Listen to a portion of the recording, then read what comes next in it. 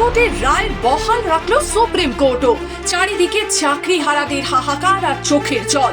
কে অযোগ্য আর কে যোগ্য তা আজ নিতান্তই তুচ্ছ। এ যেন ঠক খুঁজতে গাও যায়। বাতিল হয়ে গেল 2016 এসএসসির পুরো প্যানেল।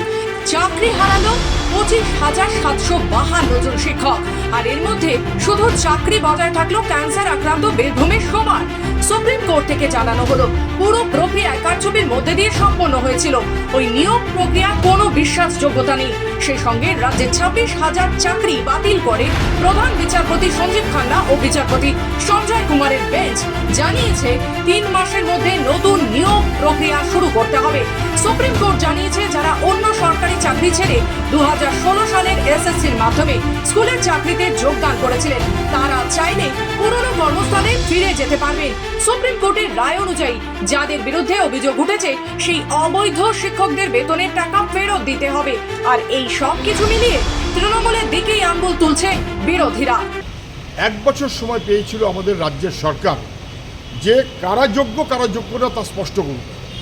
1 বছর লেগে গেল, সরকার যোগ্য অযোগ্য স্পষ্ট করতে পারলো না। কত টাকা খেয়েছে, হাজার হাজার ছেলেমেয়ের জীবন ধ্বংস করছে। কেন? কিছু অযোগ্য অপদার্থ যাদের টাকা নিয়ে চাকরিতে ঢুকিয়েছে রাজ্য সরকার এবং শাসক দল, তাদেরকে রক্ষা করার জন্য যারা যোগ্য তাদেরকে খারিজ করতে হলো। সরকার দাঁড়ালো অযোগ্যদের পাশে। এসএসসির 26,000 চাকরি বাতিলের এই মামলায় একাধিক জটিলতা ছিল, যার মধ্যে অন্যতম হলো যোগ্য এবং অযোগ্যদের বাছাইয়ের সমস্যা। কিভাবে যোগ্য এবং অযোগ্যদের আলাদা করা হবে সেই প্রশ্নের উত্তর মেলেনি। শুনানির শেষ দিন পর্যবেক্ষণের শীর্ষ আদালত জানিয়েছিল এই মামলায় আসল তথ্য জানা প্রায় অসম্ভব হয়ে দাঁড়িয়েছে। যেহেতু আসল উত্তরপত্র বা ওএমআর শিট উদ্ধার করা যায়নি, কোন ওএমআর শিটকে আসল বলে ধরে নেওয়া হবে তা নিয়ে রয়েছে জটিলতা। সামান্য এই আদালতের রায়ের পরে পশ্চিমবঙ্গে যে অরাজক অবস্থা তৈরি হবে, কতগুলো পরিবার চূড়ান্ত ধ্বংসের দিকে এগিয়ে যাবে, তার জন্য দায়ী কে? দায়ী তৃণমূল কংগ্রেসের লোভ, দায়ী তৃণমূল কংগ্রেসের প্রাতিষ্ঠানিক লুট, দায়ী তৃণমূল কংগ্রেসের চাকরি বিক্রির প্রক্রিয়া। আমরা প্রথম থেকেই বলছি যারা অযোগ্য তাদের চাকরি যাক, কিন্তু যারা যোগ্য এর মধ্যেও তো আছেন যাদের মেধার উপরে ভিত্তি করে চাকরি পেয়েছিল, কিন্তু এদের পদ্ধতিগত ত্রুটির কারণে তারা আজকে পরিস্থিতির শিকার হয়ে গেল। হিসেবে 5.4 হাজারের মতো একটি সংখ্যা পাওয়া গিয়েছিল। সাধারণের মধ্যে প্রশ্ন উঠছে, যেখানে টেন্টেড হিসেবে চিহ্নিতকরণ করা গিয়েছিল সেখানে পুরো প্যানেল বাতিল কেন করা হলো?